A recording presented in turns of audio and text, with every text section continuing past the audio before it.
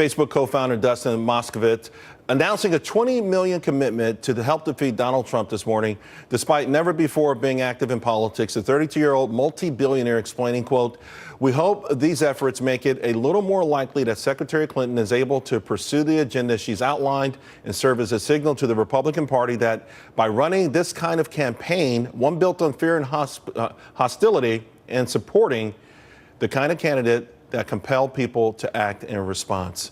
So what does this mean for the state of the race? I want to bring in Adam Goodman, Gina Loudon, Danielle McLaughlin to help us all break it down. Gina, we know Silicon Valley would like to have more weight in Washington, D.C., maybe to rival Wall Street, but their agenda is pretty clear. But why are they so anti-Republican and anti-Donald Trump? Well, let me first say, Charles, that I don't think, Hillary's already spent $100 million on ads and she's still slipping in the polls. So I'm not sure that his money is going to make the difference he hopes it makes. But here's the reason. It's very simple. A Mr. Trump presidency, a President Trump is going to cost billionaires a lot of money because if illegals start to leave the United States, then legal U.S. citizens will take those jobs. Wages will go up. Same thing with shipping jobs overseas, Charles. Once they can't do that anymore, then it's going to cost billionaires like Mr. Moskovitz a lot more money. And that's my guess as to why he went ahead and made this big donation to Hillary Clinton. He wants to keep his loopholes. What do you think, Danielle? You support Hillary Clinton. Why? She had one of these fundraisers. The Clooney's hosted it, but they hosted it at one of these big guys' house. It was $300 grand, $330 grand a pop. She's bringing big money from these people. What are they trying to buy from her? They're not trying to buy anything, but what they're not wanting to pay for is a Trump presidency. You're seeing Meg Whitman is a great example. Hewlett-Packard CEO, lifelong Republican, on the campaign trail for Hillary Clinton. It's not that they're rejecting necessarily Republican principles, I don't think, but this is a very clear rejection, I think, of Donald Trump. $20 million you're trying to buy something. Listen, Adam, let me. Adam, listen.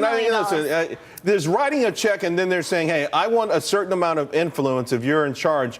And this is what I'm trying to figure out: why Silicon Valley, as a prime area of business and success in America, wouldn't be on the same page with most American businesses that want lower taxes, want fewer regulations, and would like to be uncuffed so that they can grow their businesses.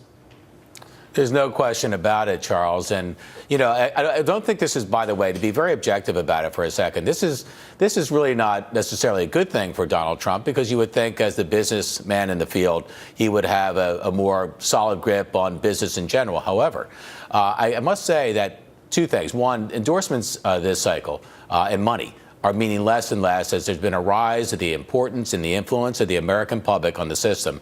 And number two is I really believe that at the end of the day, it's very tough for us to listen to Dustin Moskovitz, who is worth $10.7 billion and lives in one world, and doesn't understand the fear and pressures that the rest of us, the worker bees of the world, are living through. And I think this is going to have less impact on them and more impact on kind of the nightly, overnight stories about how the field is shifting as is the support base. Gina, you agree with that? You think there's just a total disconnect with these folks?